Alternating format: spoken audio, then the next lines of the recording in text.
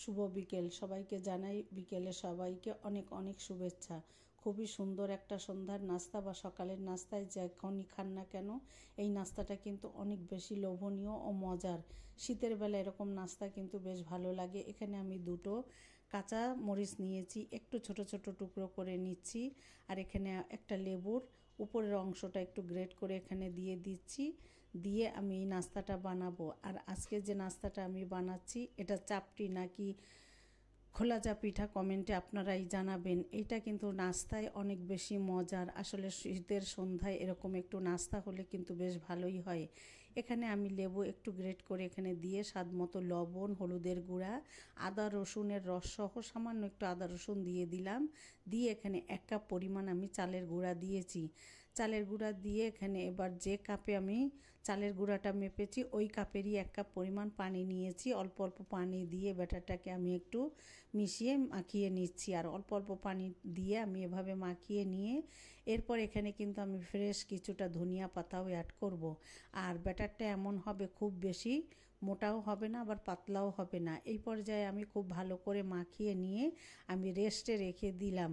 রেখে দিয়ে এখানে আমি চুলায় যেখানে পাত্রে বানাবো এটা কিন্তু আমি চুলায় বসিয়ে দিয়েছি গরম হতে।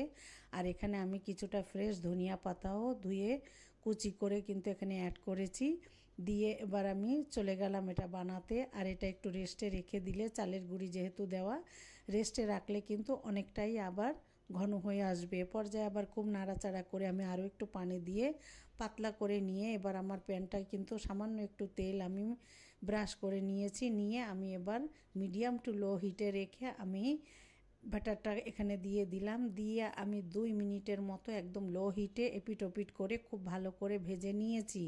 আর এপিট ওপিট করে খুব ভালো 2 থেকে 3 মিনিটের বেশি এখানে লাগবে না। আর এভাবে ভেজে আমি কিন্তু এখানে বানিয়ে নিয়েছি 1 কাপ ডোতে কিন্তু আমার 1 কাপ ব্যাটারে কিন্তু আমার এখানে 4টা পিঠা হয়েছিল। আর এইটা আমি ধনিয়া পাতার চাটনি আর আমার একটু গোশের মশলা ছিল সেটা দিয়ে আমি সন্ধ্যাবেলায় নাস্তার সাথে খেয়েছিলাম। আর বিকেলে শীতের সন্ধ্যা যেহেতু একটু বড়, এরকম একটু নাস্তা হলে কিন্তু বেশ ভালো হয়। আর এইভাবে আপনারা কে কে বানিয়ে খান কমেন্টের মাধ্যমে জানাবেন। আর এই চাটনিটা দিয়ে এই খোলাজা পিঠাটা যে এত বেশি মজার, অনেক বেশি লোভনীয়, দেখতে যেমন সুন্দর, খেতেও কিন্তু অনেক বেশি মজার ছিল। পুরো ভিডিওটা দেখে জানাবেন আমার এই রেসিপিটা আজকে আপনাদের কাছে কেমন লাগলো। ভালো লাগলে এভাবে বানিয়ে খেয়ে দেখবেন।